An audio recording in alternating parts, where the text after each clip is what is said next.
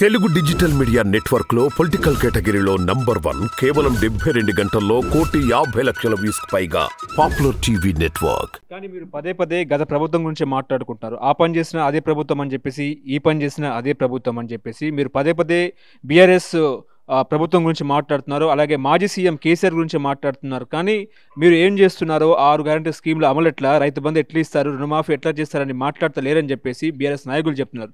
నిజంగా మీరు కేసీఆర్ మీద ఎందుకు మాట్లాడుతున్నారు పదే పదే అంటే ఏం చెప్తారు? తెలంగాణ వచ్చిన తర్వాత ముఖ్యమంత్రి ఎవరండి? తొలి ముఖ్యమంత్రి చెప్పాలి నాకు. ఎవరు చెప్పండి? కేసీఆర్ కదా, ఒప్పుకున్నారా? మరి ఎవరిని అడగాలి? గత పాలకులు ఆంధ్ర ఉమ్మడి రాష్ట్రం ఉన్నప్పుడు గత పాలకులు ఆ రాయలసీమ వాళ్ళు ఆంధ్ర వాళ్ళు వచ్చి తెలంగాణని ఇబ్బంది పెట్టిండ్రు. తెలంగాణకు ముందు గదిపియలేదు. తెలంగాణలో నిరుద్యోగ వ్యవస్థ ఉంది. తెలంగాణకు రావాల్సినటువంటి నీళ్లు నిధులు నియామకాలు దక్కట్లేదు అని గత పాలకుల మీద మనం అన్నప్పుడు యాదరాలేదు. 2014 వరకు అప్పుడు కూడా కాంగ్రెస్ 55 ఏళ్ళు పరిపాలించింది. గత పాలకులు అని మా కాంగ్రెస్ నాయకుల్ని కూడా తిట్టారు కదా మీరు. ఇప్పుడు మీరు తెలంగాణ విభజన తర్వాత ఏది కోరుకొని తెచ్చుకున్నామో దానికి భిన్నంగా ఈరోజు వ్యతిరేకంగా పనిచేసినటువంటి గత పాలకులు కేసీఆర్ ప్రభుత్వము మరి ఈరోజు అప్పుల రాష్ట్రంగా చేస్తే గత పాలకులు అనకపోతే అసలు లేవా చెప్పు. ఒప్పుకుంటే మీరు ఒప్పుకుంటే అంటే మేము ఒప్పిస్తాం. మరి అసలు మేము పరిపాలన చేయలేదు, మాకు సంబంధమే లేదు, తెలంగాణ మేము తేలేదు, తెలంగాణకు మాకేం సంబంధం లేదు. ఇప్పుడు మా దగ్గర ఉన్నటువంటి ఆస్తులు తెలంగాణ ప్రజలే, ఇవన్నీ తీసేసుకోండి, తెలంగాణ అప్పు కట్టేయండి, మేము ఎవరో కూడా తెలీదు, మేము పారిపోతాము అని చెప్పండి, ఒప్పుకోండి, మేము చెప్తాం, అట్లనే చెప్తాం. మీరు చేసింది తప్పు కాదు అని చెప్పండి. మేము తీసుకునే ఎంత తెలంగాణ ప్రజల దగ్గర దోసుకున్నాం, ఇది వాపస్ ఇచ్చి పోతామని ముక్కు నేలకు రాయండి. మీ గురించి మేము మాట్లాడాము. మళ్ళీ ఇంకో మాట్లాడిండ్రు, కాంగ్రెస్ ఎందుకు మాట్లాడుతుంది ఇట్లా అని అంటే, తప్పు చేసినప్పుడు తప్పు అంటారు, ఒప్పు చేసినప్పుడు ఒప్పు అంటారు. వచ్చి 20 రోజులు కాలేదు కాంగ్రెస్ 6 గ్యారెంటీలు ఏమైనాయి, కాంగ్రెస్ ఏం చేస్తుంది, కాంగ్రెస్ ఎట్లా పోతుంది అంటే నేను అడుగుతా. మీరు కూడా 2018 ఎన్నికల్లో కానీ 23 ఎన్నికల్లో కానీ మేనిఫెస్టోలో ఏం పెట్టిండ్రు? మేము 2,500 అంటే 3,000 పెట్టిండ్రు. మేము 4,000 పెన్షన్ ఇస్తామంటే 5,000 పెట్టిండ్రు.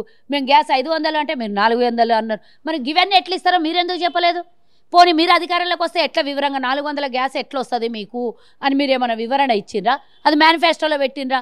లేకపోతే 2,500 ఏడికేలు వస్తాయి ఎట్లా అని చెప్పి వివరణ పెట్టిండ్రా? మీరు చేసేది ఏంటిది? రాష్ట్రాల్లో ఉన్నటువంటి ఆస్తులను అమ్ముకొని అందులో వచ్చిన కమిషన్లు తీసుకొని మిగతా స్కీముల కోసం వాడుకున్నారు. ఎంతో కొంత మిగతా భాగం అంతా మీ కొంపలకు చేరినాయి. కానీ ఈరోజు కాంగ్రెస్ ఎట్లా చేస్తుందో మీకు చెప్పాల్సిన అవసరం ఏమున్నది? చేసి చూపించకపోతే అడగండి ఎట్లా చేస్తుందో అంటే గత 9 ఏళ్ల నుంచి మీరు మాకు చెప్పి చేసిండ్రా? ప్రతిపక్షంగా మమ్మల్ని మాట్లాడలేదు, ప్రతిపక్షంగా మీకు అవకాశం ఇచ్చినాం.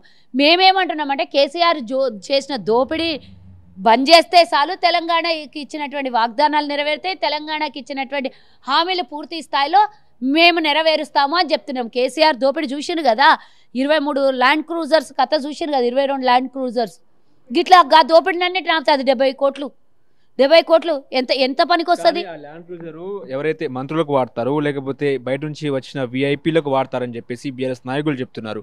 ఎందుకు చేస్తావు? నీ ప్రభుత్వమే రాకముందు దాచిపెట్టాల్సిన పని ఏమున్నది? నువ్వు ఆంధ్రప్రదేశ్లో ఎందుకు దాచిపెట్టినావు? వాటిలే చెప్పినవా?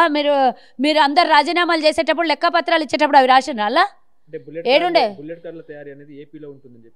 అవును, చెప్పాలి కదా, వివరాలు ఇవ్వాలి కదా. 70 కోట్ల ఆస్తుల వివరాలు, తెలంగాణ ప్రభుత్వంకు సంబంధించినటువంటి ఆస్తుల వివరాలు ఇవ్వకుండా తప్పించుకుంటారా? మేము బయటికి తీసిందాకా మీకు తెలియలేదు, ఇప్పటిదాకా ఎవడన్నా మాట్లాడిండి? అది మీరు అసలు ప్రభుత్వం ఎన్నుకోబడక ముందే 22 ల్యాండ్ క్రూజర్లను మాట్లాడేస్తారు మీరు.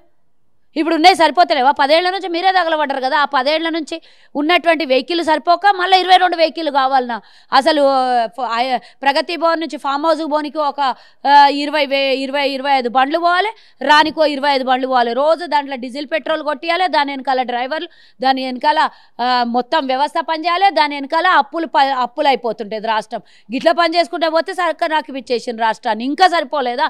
ఇంకా ఎంత మింగేద్దామని రెడీగా ఉంటారు మీరు? చెప్పండి. ల్యాండ్ క్రూజర్ ని మీరేం చేస్తారు? మీ ప్రభుత్వం ఏం చేస్తుంది? అమ్మేస్తుందా లేకపోతే? ప్రజల ఆస్తి అది, తెలంగాణ ప్రభుత్వం ఆస్తి అది. దాన్ని తెచ్చి దేనికి ఉపయోగిస్తారు, ఏం చేస్తారు అనేది మా నాయకులు చెప్తారు దాన్ని ఎందుకు వాడతారు అనేది. నువ్వు దాచిపెట్టడము దొంగ పనే కాదా? ఏం చేద్దాం అనుకున్నావు దాచిపెట్టినావు? మనకు దొరకకపోయినంటే అవి దొబ్బేస్తుండే కదా. అంటే ఏ ప్రభుత్వమైనా అది ప్రాసెస్ అని చెప్తున్నారు వాళ్ళు. ఏం ప్రభుత్వం ఉన్నది? మీరు ఎలక్షన్ ఎన్నుకోబడిన తర్వాత ఎన్ని రోజులు అవుతుంది అది? మీకు 22 బుల్లెట్ ప్రూఫ్ బండ్లు ఎందుకు కావాల్సి వచ్చింది?